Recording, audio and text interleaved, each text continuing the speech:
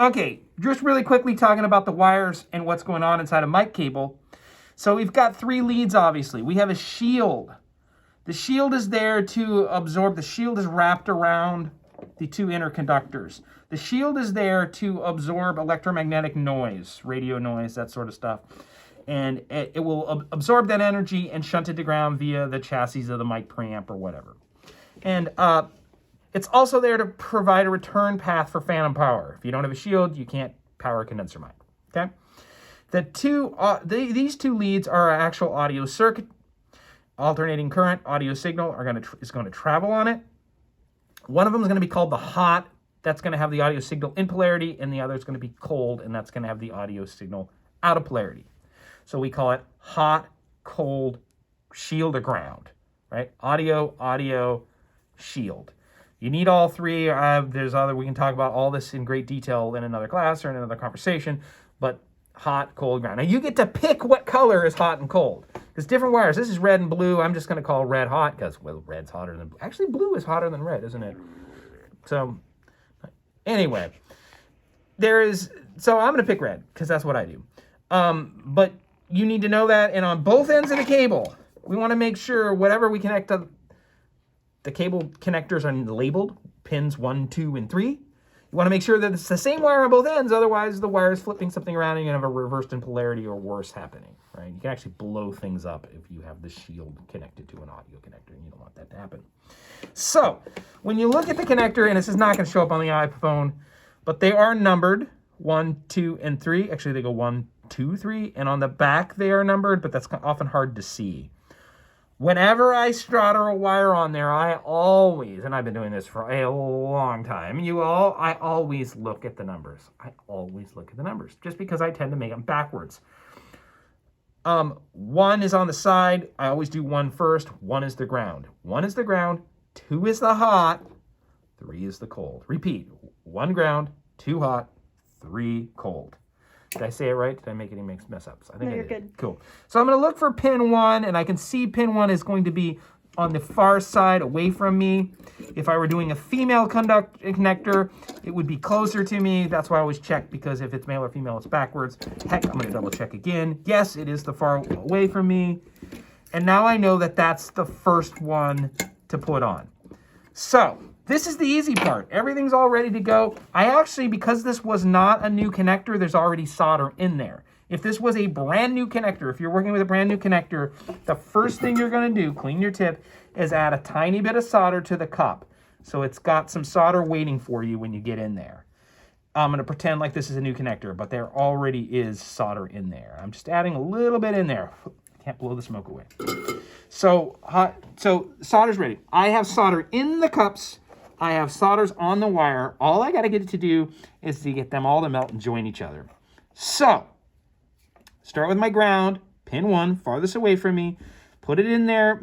Try to squeeze it in. If you can squeeze it in, if it's a new connector, great. A new connector, you can actually squeeze it in there. An old connector like this, you've got solder in the way. Ideally, you would have it mechanically secure. It be mechanically secure already, and I wouldn't have to hold it and wiggle it, but unfortunately I only have so many hands, so I'm going to hold it in place and get that ground kind of into the hole, and here we go. This is the unfortunate thing. I can't add solder simultaneously. I'm missing 1 hand. Right? If I had an extra hand here, I would hold the solder. I can't, so I'm breaking the rule of soldering, but I'm going to do it fast while it's smoking. Get some solder on that tip. While it's still smoking, come in and get all 3 of them to melt into one. And when I say all 3, I mean the solder on the tip, the solder in the cup, and the solder on the wire. And I do want to zoom in, or can you see it fairly well? It's secure. It's shiny. You want it to be shiny. If you wait too long, it will lose its gloss and shine, and that's when you know it's been not good. So if 1 is my ground on that side, something I know about XLR plugs is 2, the hot, is always on the opposite side. Now I'm going to use my little green guy. I want to do my hot because it's opposite. And the little green pliers are fantastic. I can just hold this. In fact, it's holding by itself. That's fantastic, but I am going to hold it to make sure it's secure. And I mean, it's actually holding by itself, which means I can obey the laws of solder and do this and hold the solder together, hold the solder simultaneously. I can't blow on it. I always blow on my smoke, and I can't. That didn't look very good. I'm gonna do it one more time. You know, I can't blow through a mask, but there we go. It's good. The third guy, will it sit by itself comfortably? It probably should be able to. If not, I'll have to hold it with the green guy. And going in, of course, cleaning the tip, soldering. And there we go. And cosmetically, you know, it's aiming to the side, but it looks pretty good. Of course, it's hot. I'm not going to grab it. So at this point, I'm going to hold it with the pliers and do a good pull, do a little, and it's pretty good. And it'd be done. Reassembling it, I'm going to wait a moment so I don't burn myself. And I know it's cooling down right now. But I'm going to try to line up the little tab here on the chuck. That was the word I think I've been trying to find, the chuck. And line it up with the other little tab. And then this slides in. There is a little gap on the top of the XLR right there. I don't know if you can see that. But this lines in, and there's only one way it goes in. And you just got to get it to go. And there it goes. It's harder with the female plugs. It's a lot harder. And the reason is there's this little button here with the female plug. Do it upside down. The little plug falls out, and it's easy. So every student has a problem with the female plug, but if you do it upside down, it's just as easy as the male.